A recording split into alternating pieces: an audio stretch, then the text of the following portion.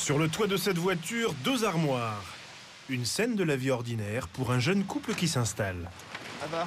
Qu'est-ce qu'on fait? Moi je vais porter les affaires là, je vais demander à M. Rodriguez de venir m'aider. Ava et Frédéric viennent d'acheter des meubles en kit. C'est hyper lourd. Il faut tout porter soi-même. Ce carton plat pèse pas loin de 50 kilos et il y en a 6. Attention à ne pas perdre les vis, cela pourrait compromettre le montage. Ensuite, on le transporte à la maison, puis on l'assemble. Ce n'est pas toujours une partie de plaisir. Mais non, mais attends, ça va pas. Il leur faudra 3 heures pour monter cette armoire.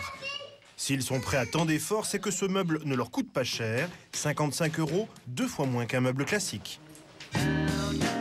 Des meubles pas chers à monter soi-même, c'est sur cette formule que s'est construit l'incroyable succès de cette marque suédoise, une des plus connues au monde. Avec ses meubles fonctionnels et résolument modernes, elle a conquis des centaines de millions de personnes sur les 5 continents. Derrière l'empire du meuble en kit se cache un homme très discret dont le visage ne vous dit sans doute rien. Ingvar Kamprad, fondateur d'IKEA. Il a imaginé le concept qui fait de lui aujourd'hui l'un des hommes les plus riches de la planète. L'histoire de ce Suédois visionnaire est celle d'un homme secret dont le parcours a suscité la polémique. L'itinéraire de cet entrepreneur atypique débute en 1926 en Suède. Depuis la province du Småland, une terre hostile, recouverte de forêts. À l'époque, c'est la région la plus pauvre du pays, et c'est ici qu'Ingvar Kamprad grandit, à Elmtarid, un lieu-dit avec une dizaine de fermes isolées. Voici la maison familiale, aujourd'hui rénovée, mais à l'époque, la bâtisse est rudimentaire. Les parents d'Ingvar sont pauvres et les fins de mois difficiles. Très vite, le jeune garçon va délaisser le travail à la ferme. Ingvar est débrouillard, il a surtout soif de réussite. Un vieux monsieur du village lui a demandé un jour « Mais qu'est-ce que tu veux faire plus tard, Ingvar ?» Il lui a répondu « Je veux devenir un très riche millionnaire. » Pour devenir riche, Ingvar a une intuition. Il fera du commerce. Dans son village reculé, aucune boutique. La première épicerie est à plus de 6 km et les fermes sont toutes très isolées. Pour le jeune Ingvar, cela représente une opportunité qu'il ne va pas laisser passer. À 5 ans, il emprunte une pièce d'une couronne à sa tante et achète 100 boîtes d'allumettes, puis il les revend aux fermiers du coin le double de leur prix. Ingvar empoche alors ses premiers bénéfices. Le jeune garçon ne va plus jamais s'arrêter. Il achète pas cher à des grossistes de la région, puis revend avec une forte marge aux paysans des alentours. Des stylos, des collants qu'il livre à vélo comme un VRP. Les années passent, à 17 ans, il change de braquet et se lance dans la vente par correspondance. En 1943, le jeune Kamprad crée sa société. Au lycée, il bricole un catalogue avec quelques pages polycopiées. On y trouve tout un assortiment d'objets du quotidien, des couverts, des chaussettes, des cravates, des pipes ou encore des rasoirs. Devant la maison familiale, voici son premier local, une remise de 2 mètres carrés, avec inscrit dessus le nom de sa toute jeune société, IKEA. Un nom devenu mythique et qui n'est à l'origine qu'une simple adresse postale. I pour Ingvar, son prénom. K pour Kamprad, son nom de famille. E pour Elmtarid, le nom du hameau dans lequel il vit. A comme sa commune à Gunnarid. Une marque en 4 lettres et un premier catalogue. Tout peut commencer. Pour lui, ça a été un vrai déclencheur. Il a senti qu'il devait développer ça, devenir un vendeur de meubles. Car parmi tous les objets proposés dans son catalogue, les plus grosses ventes, ce sont ses chaises et ses fauteuils. Il faut dire qu'à la campagne, les fermiers vivent toujours avec leurs vieux meubles, transmis de génération en génération. Des meubles rustiques et parfois délabrés. Ingvar Kamprad comprend qu'il doit tout miser sur la vente de meubles. Il ne va plus faire que cela. Ces modèles très classiques, il va les faire fabriquer au meilleur prix par les nombreuses menuiseries que compte cette région forestière. La société Ikea est véritablement née ce jour-là. Pour preuve, Kamprad s'entoure de vrais professionnels. Le dessinateur, Gillis Lundgren, le rejoint dans l'aventure. C'est l'un des premiers recrutés de la société. Le catalogue que Gillis tient dans les mains, c'est lui qui l'a entièrement dessiné. Quand certains clients découvraient les meubles dans le catalogue, ils voulaient voir les meubles en vrai avant de décider de les acheter. Kamprad a alors une idée géniale. Exposer tous les produits du catalogue en vrai dans un entrepôt. Et c'est ainsi qu'il ouvre, dans sa province, le premier magasin Ikea. Ce qui était très nouveau avec Ikea, c'était cette combinaison d'un catalogue avec un entrepôt où les gens pouvaient voir les articles. Les clients venaient sur place et ils pouvaient toucher les meubles, la table, les chaises ou le buffet, tout ce qui était en vente. Ils pouvaient par eux-mêmes contrôler si la qualité était bonne ou si le design leur plaisait vraiment. À l'intérieur, c'est un vrai hall d'exposition.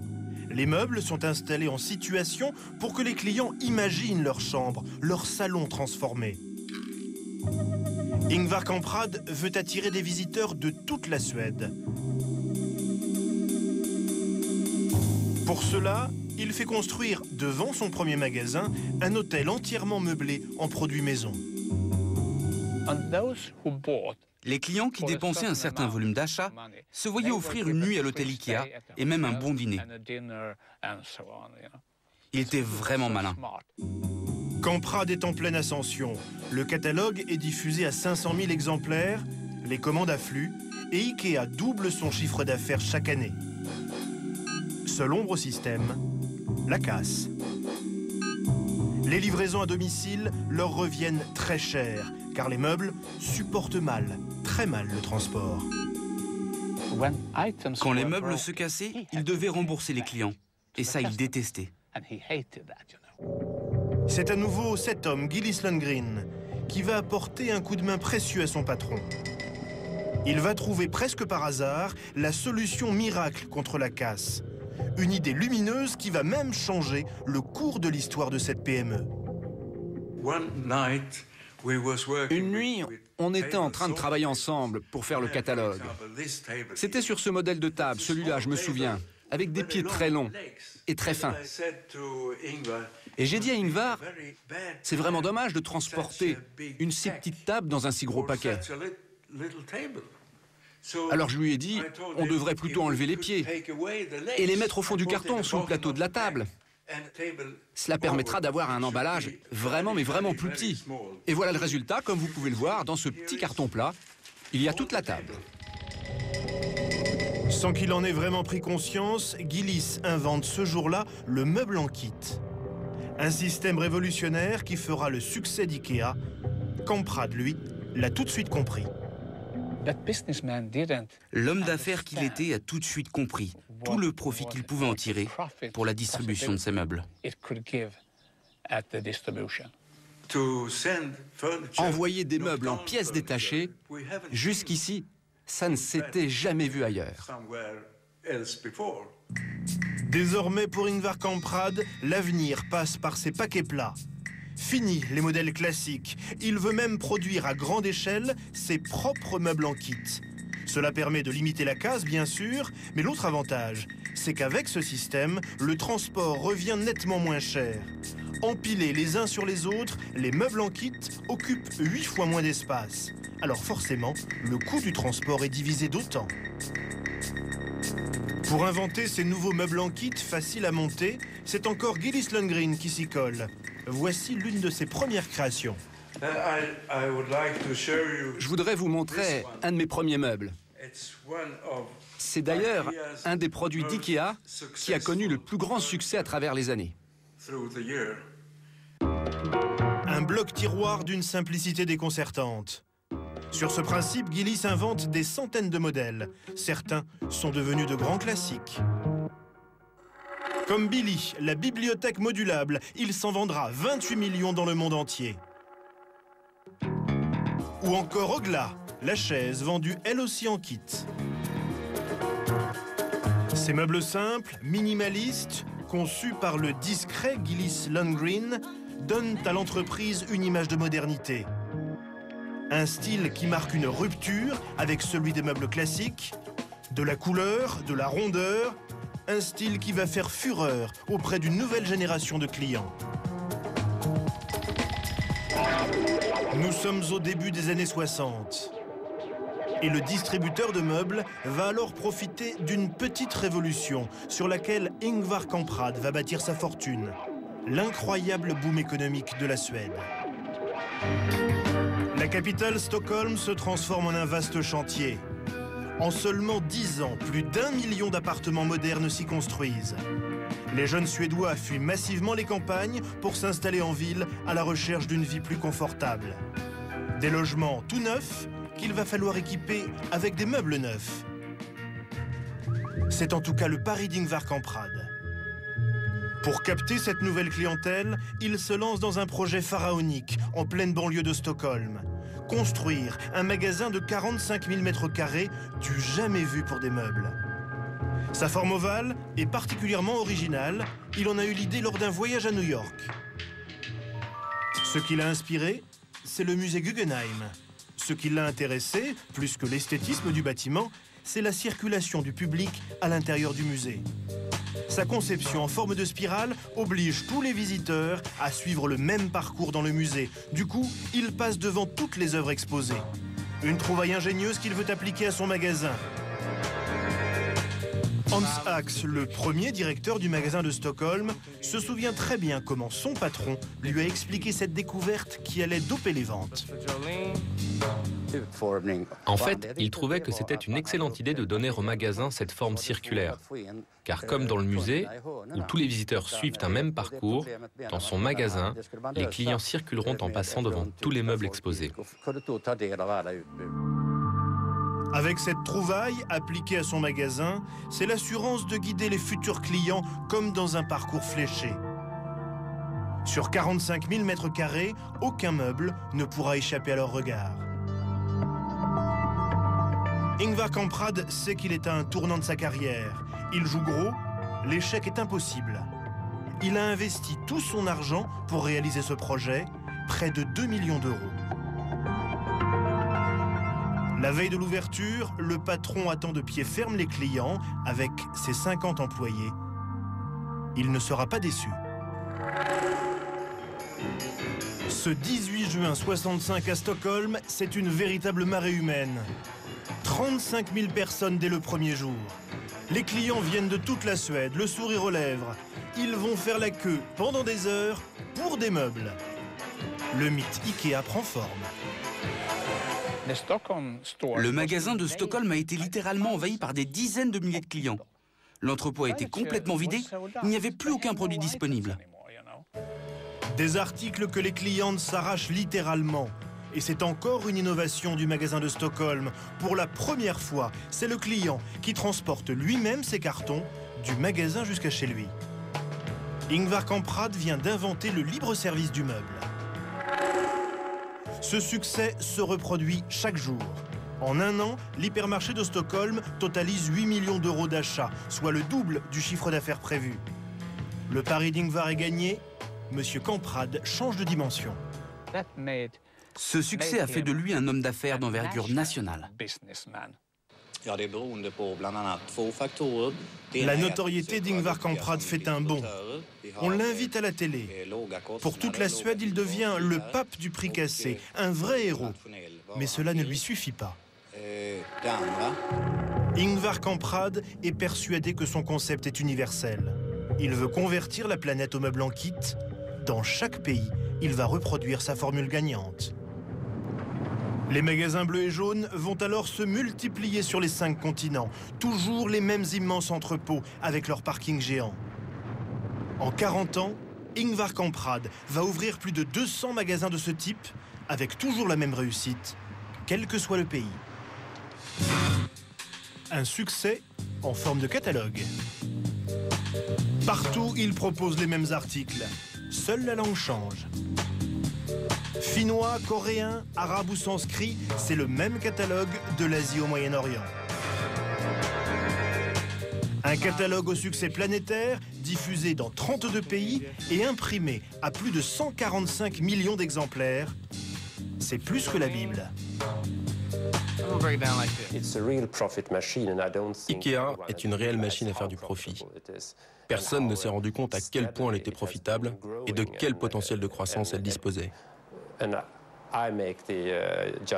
Je suis persuadé qu'ils peuvent encore augmenter leur chiffre d'affaires de 50% par an, car ils débutent tout juste la conquête de la Chine, du Japon ou des États-Unis. Ces pays représentent d'énormes marchés intérieurs. Sa vision du futur est si limpide. Quoi qu'il se passe dans le monde, les gens auront toujours besoin d'un endroit où vivre. Qu'ils construisent une maison ou louent un appartement, Ingvar Kamprad veut être celui qui les aidera à se meubler. Voilà pourquoi chaque jour, plus de 1 million de terriens visitent un magasin d'Ingvar Kamprad. Partout les mêmes intérieurs reconstitués, le même parcours fléché. Toi, tu préfères cette couleur-là, Yann? Si le client est roi, dans chaque pays, c'est lui qui bosse. Il touche, il teste, il mesure et il essaie même d'apprendre le suédois. Trofast, Björkvalla, Jonglor, des noms imprononçables choisis par Kamprad, ce sont des noms de villages et de lieux-dits de sa région. Björkvalla. Comment vous dites? Je lis Björkvalla. Ah, disons que c'est... Vous savez ce que ça veut dire? Non, pas du tout. Non, je ne parle pas le suédois. Le créole peut-être, mais pas le suédois.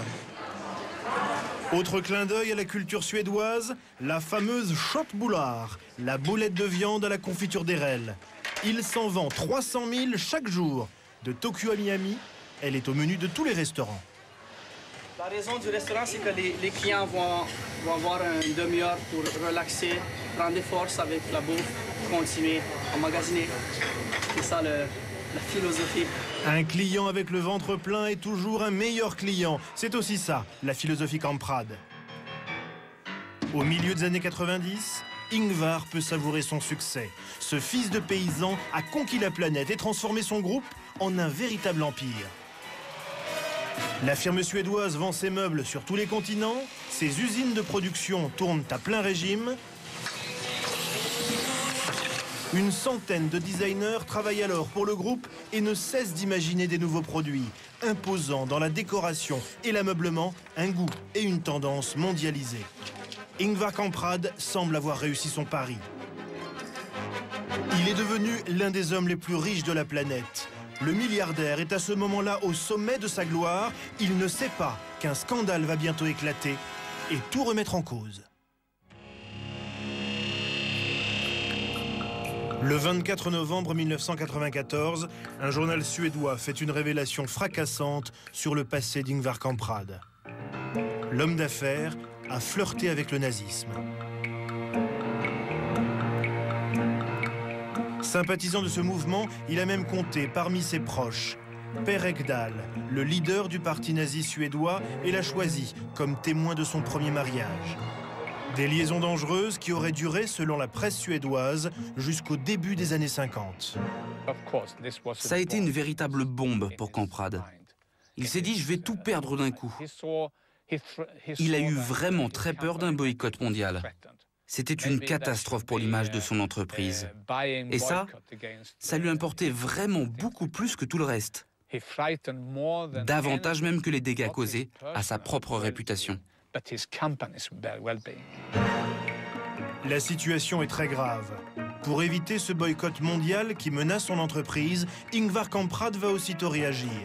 Cet homme, habituellement très discret, très rare dans les médias, va accepter de s'expliquer à la télévision en prime time. Sa communication de crise va surprendre tout le monde, car devant les caméras, il ne nie rien. Il fait son mea culpa. Je n'avais pas conscience qu'il s'agissait de nazisme. Pas conscience de cette cruauté, de cette brutalité. C'est seulement à l'âge adulte que j'ai compris ce qu'était le nazisme et que je me suis mis à détester tout cela. Je déplore du fond du cœur cet échec personnel colossal. Mais j'ai bien peur de n'être pas le seul adolescent à avoir fait des erreurs.